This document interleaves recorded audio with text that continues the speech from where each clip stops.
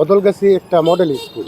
আর এই মডেল স্কুলকে যে অবস্থা, চারপাশে ঝোপঝাড় এবং টয়লেটের অবস্থা তো এতটাই খারাপ যে আমরা দুই একদিন যদি কোনো কাজে ঢুকি তাহলে ঢোকার সে পরিবেশ থাকে না, 2 মিনিট থাকতে পারে না। একটা মডেল স্কুলের খেলার মাঠের প্রয়োজন আছে, যেখানে বাচ্চারা খেলাধুলা করবে। যে দূর দূর থেকে অভিভাবকরা আসে, তাদের বসার একটা জায়গা নাই। এখানে একটা বসার একটা জায়গার প্রয়োজন, খুবই খুবই প্রয়োজন। এখানে 700 শিক্ষার্থী পড়াশোনা করে। ছোট ছোট বাচ্চা, এদের তো ভাইরাস আক্রান্ত বেশি হয় আর কি, এদের তো আর ইমিউনিটি সিস্টেমটা বেশি না।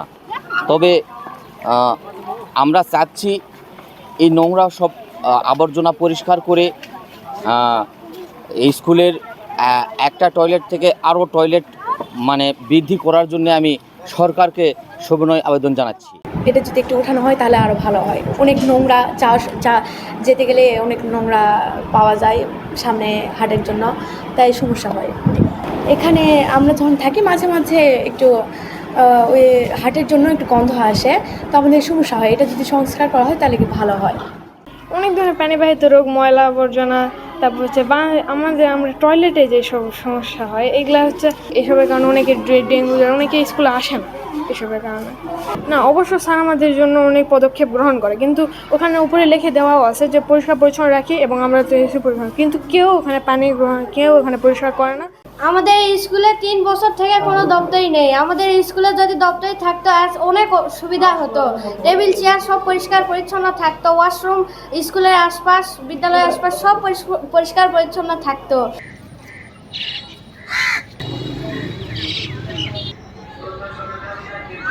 মাছ বাজারে যে পানি আসে, পচা মাছ ছেড়ে দেয়, কাগজ বোতল টোতল সব জমা লাগে থাকে ড্রেনের পিছনে, আমাদের জানলার পিছনে যে ড্রেন, সেখান থেকে গন্ধ বেশি বের হয়। হাটের পরের দিন তোমরা বসতেই পারি না রুমে, এত গন্ধ বের হয়, পচা মাছ।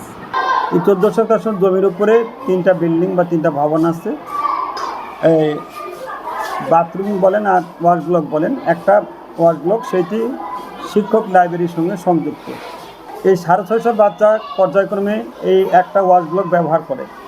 শিক্ষকদেরটা আলাদা। পরিষ্কার পরিচ্ছন্নতার জন্য আমাদের যে স্থায়ী পিয়ন সেটি চুরির দায়ে বরখাস্ত বা চাকরি বর্তমানে নেই। এটার সময় প্রায় 3 বছর হতে চলছে, 3 বছরের বেশি সময় থেকে এখানে স্থায়ী পিয়ন নাই। আমরা শিক্ষকেরাই মিলেমিশে কাজ করার চেষ্টা করি। যেটা যোগ্যতা থাকা দরকার ছিল, শিক্ষক যোগ্যতা বলেন, জায়গার স্থান বলেন, সব কিছু মিলে কিন্তু সেটা মডেলে উপযুক্ত না। অন্যান্য সকল মডেলে কিন্তু দেখবেন যে এক শিফটে চলে, কিন্তু আমাদের মডেলটা এক শিফট চলে না। জায়গার কারণে, ভবনের কারণে এবং শিক্ষার্থী বেশির কারণে এটা এক শিফট চালানোর সম্ভাবনা 2 শিফটে চালানো হচ্ছে। শিক্ষক সংখ্যা নিয়মিত যদি না করা হয় তাহলে সেক্ষেত্রে মশার উপদ্রব থেকেই যাবে। বাচ্চাদের স্কুলে যাওয়ার রাস্তার একটা সংকট ছিল, সেটি সমাধান করেছি। ওয়াশরুমের যে বিষয়টি আসছে বাচ্চাদের হাইজিন সংক্রান্ত, ইনশাল্লাহ আমরা খুব দ্রুত পদক্ষেপ নেব। দৃশ্যমান কাজ আপনারা দেখতে পাবেন। ক্ষোভ রয়েছে, স্কুলটি মডেল স্কুল হলে প্রকৃত অর্থে এখানে শিক্ষার মান বা পরিবেশ অন্যান্য বিষয় এটি যথার্থ, যেহেতু এটি ঘনবসতিপূর্ণ স্কুল এবং এখানে স্কুলে একজন দপ্তরই নেই পরিষ্কার পরিচ্ছন্নতা রক্ষা করার জন্য, বা আয়া বা পিওনের কোনো ব্যবস্থা নেই। এটি সরকারের পদ শূন্য রয়েছে। আমরা সদস্য সরকারকে এই ব্যাপারে পত্র প্রেরণ করব যাতে দ্রুত শূন্য পদগুলো পূরণ করে এবং বিদ্যালয়তে শিক্ষার স্বাভাবিক পরিবেশ ফিরে আসে।